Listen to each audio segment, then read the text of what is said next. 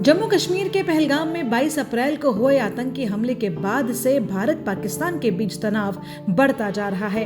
दोनों तरफ से युद्ध की आशंका जाहिर की जा रही है और इस बीच केंद्रीय गृह मंत्रालय ने कई राज्यों को 7 मई को मॉक ड्रिल के निर्देश दिए हैं। सरकार ने 7 मई 2025 को पूरे देश में सिविल डिफेंस मॉक ड्रिल करने की घोषणा की है।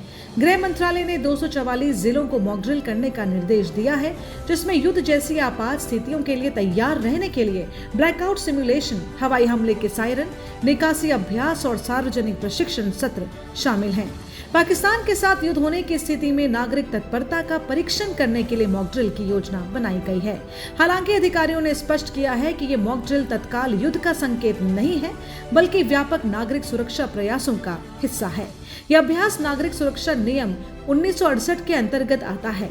गृह मंत्रालय के general fire service, civil defence and home guard और सिविल डिफेंस महानिदेशालय की ओर से 5 मई को सभी राज्यों और केंद्र शासित प्रदेशों के मुख्य सचिव को निर्देश भेजा जा चुका है।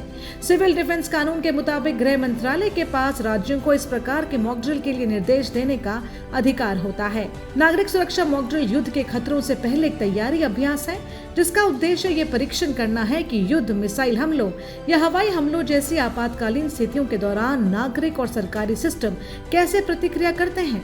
मॉक ड्रिल के लिए चुनिंदा लोगों और वॉलंटियर्स को ट्रेनिंग भी दी जाती है। दुश्मन के हमले या आगजनी जैसी स्थिति के लिए अपनी तैयारी को जानने के लिए मॉक ड्रिल की जाती है। मॉक ड्रिल में कई प्रकार के अभ्यास शामिल होते हैं। इनमें हवाई हमले की चेतावनी और कंट्रोल रूम के कार्य को परखना और आम लोगों को ट्रेनिंग देना शामिल है। मॉक ड्रिल में हवाई हमले के सायरन बजते हैं, शहरों में लाइट बंद हो जाती है, नागरिक आश्रय प्रक्रियाओं का अभ्यास करते हैं और आपात बचाव दल वास्तविक समय में काम करते हैं। ऐसे अभ्यासों का उद्देश्य घबराहट को कम करना, भ्रम से बचना और जागरूकता तथा तत्परता बढ़ाकर जीवन बचाना है। शीत युद्ध के दौरान इस तरह के नागरिक सुरक्षा उपायों का इस्तेमाल किया जाता था। उस समय युद्ध में शामिल देश ब्लैकआउट और निकासी अभ्यास चलाकर संभावित हवाई हमलों और परमाणु हमलों के लिए तैयार रहते थे। अमेरिका और सोवियत संघ, अब रूस के बीच संघर्ष को शीत युद्ध के नाम से जाना जाता है, जो 1947 में शुरू होकर 1991 में सोवियत संघ के विघटन के साथ खत्म हुआ था। पाकिस्तान के साथ नए सिरे से तनाव और सुरक्षा जोखिमों के साथ भारत में इन उपायों को फिर से अपनाया जा रहा है। पाकिस्तान के साथ बढ़ते तनाव के बीच इस अभ्यास को काफी अहम माना जा रहा है। मॉक ड्रिल में किए जाने वाले उपाय की यदि बात करें तो हवाई हमले की चेतावनी देने वाले सायरन का ऑपरेशन है। ये दुश्मन देश के हमले की स्थिति में खुद को बचाने के लिए नागरिक सुरक्षा पहलुओं पर नागरिकों, छात्रों आदि को प्रशिक्षण देता है। क्रैश ब्लैकआउट उपायों का प्रावधान रहता है। प्रमुख संयंत्रों या प्रतिष्ठानों को समय रहते छिपाने का प्रावधान और निकासी योजना का अपडेशन और उसका पूर्वाभ्यास। मॉक ड्रिल अभ्यास के दौरान अस्थायी ब्लैकआउट, मोबाइल सिग्नल का निलंबन या ट्रैफिक डाइवर्जन का अनुभव हो सकता है। इस दौरान अधिकारी निकासी अभ्यास भी कर सकते हैं या सार्वजनिक घोषणाएं कर सकते हैं। कुछ क्षेत्रों में पुलिस और अर्धसैनिक बल युद्ध जैसी आपात स्थिति का अनुकरण कर सकते हैं। मॉक ड्रिल में जरूरी क्या है बताना चाहूंगी। सरकार चाहती है कि लोग इसे युद्ध की तैयारी की तरह ही लें। ये घबराहट का संकेत नहीं है। इस अभ्यास से अधिकारियों और जनता दोनों को अपनी भूमिका बेहतर ढंग से समझने का मौका मिलता है। अधिकारियों से उम्मीद की जाती है कि वे मॉक ड्रिल के परिणाम का आकलन करें और जरूरत के हिसाब से सुधार करें। ऐसे समय में जब दुनिया पहले से ही क्षेत्रीय स्थिरता को लेकर चिंतित है, भारत का इस तरह की ड्रिल करने का कदम ये संकेत देता है कि वह पाकिस्तान के साथ चल रहे गतिरोध में संभावित वृद्धि के लिए तैयार है। जबकि भूकंप या इमारत ढहने जैसी प्राकृतिक आपदाओं के लिए तैयार रहने के लिए नियमित रूप से मॉक ड्रिल आयोजित की जाती है, लेकिन बाहरी खतरों या दुश्मन के हमले से बचाव के उद्देश्य से उपायों को शामिल करना बहुत महत्वपूर्ण है। अभ्यास का उद्देश्य नागरिकों को सबसे खराब स्थिति के लिए तैयार करना है।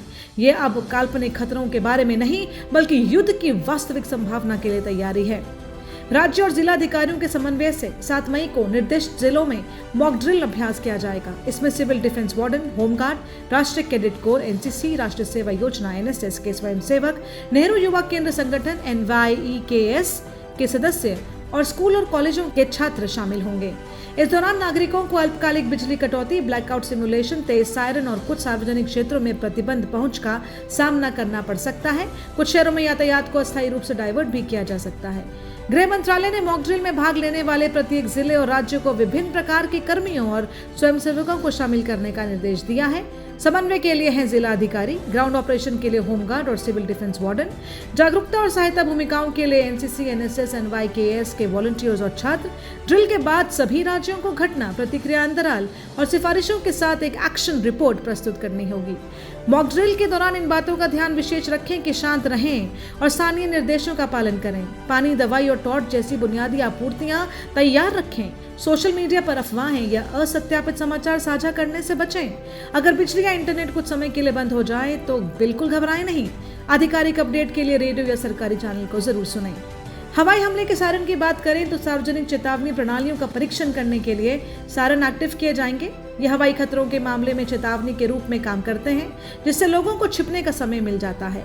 क्रैश ब्लैकआउट की बात करें तो शहरों में युद्ध के दौरान इस्तेमाल की जाने वाली ब्लैकआउट स्थितियों की नकल करने के लिए घरों की लाइट बंद की जाएगी। इससे रात के समय हवाई हमलों के दौरान पता लगने का जोखिम कम हो जाता है। भारत ने आखिरी बार 1971 में ब्लैकआउट अभ्यास का बड़े पैमाने पर इस्तेमाल किया था। कैमोफ्लेज अभ्यास की बात करें तो महत्वपूर्ण प्रतिष्ठानों, जिसमें संचार टावर, बिजली संयंत्र और स्थानीय क्षेत्र शामिल हैं, उन पर हवाई या उपग्रह निगरानी से छिपने की तकनीकों का परीक्षण करने के लिए कैमोफ्लेज अभियान चलाया जाएगा। निकासी अभ्यास यानी उच्च जोखिम वाले क्षेत्रों से सुरक्षित स्थानों पर निकासी का अभ्यास। यह अभ्यास रसद संबंधी मुद्दों की पहचान करने और प्रतिक्रिया समय को बेहतर बनाने में मदद करते हैं। मॉक ड्रिल के तहत स्कूल, कॉलेज, कार्यालय और सामुदायिक केंद्र जागरूकता सत्र आयोजित करेंगे। ये लोगों को आश्रय खोजने, बुनियादी प्राथमिक चिकित्सा का उपयोग करने और आपात स्थिति के दौरान शांत रहने का तरीका सिखाएंगे। भारत में 1970 के दशक की शुरुआत में भारत पाकिस्तान युद्ध, बांग्लादेश मुक्ति संग्राम के दौरान इस तरह की ड्रिल नहीं की गई थी। उस समय भारत ने सायरन रेड किया था, जिसमें एक निश्चित समय पर सायरन बजता था, जिसके बाद लोगों को लाइट बंद करनी पड़ती थी। 1971 की मॉक ड्रिल की याद रखने वाले कुछ लोगों ने बताया कि कैसे उन्हें अपने घरों के शीशे कागज से ढकने पड़ते थे और अगर आप बाहर होते और सायरन सुनते तो आपको फर्श पर लेटकर अपने कान बंद कर लेने होते थे। गृह मंत्रालय के अनुसार बुधवार को 35 राज्यों और केंद्र शासित प्रदेशों के कुल 244 जिले राष्ट्रव्यापी मॉक ड्रिल में भाग लेंगे। इनमें से 100 को अत्यधिक जिलों को संवेदनशील के रूप में पहचाना गया है। पंजाब, राजस्थान, गुजरात और जम्मू कश्मीर के जिलों को उनकी अग्रिम पंक्ति की स्थिति के कारण प्राथमिकता दी गई है।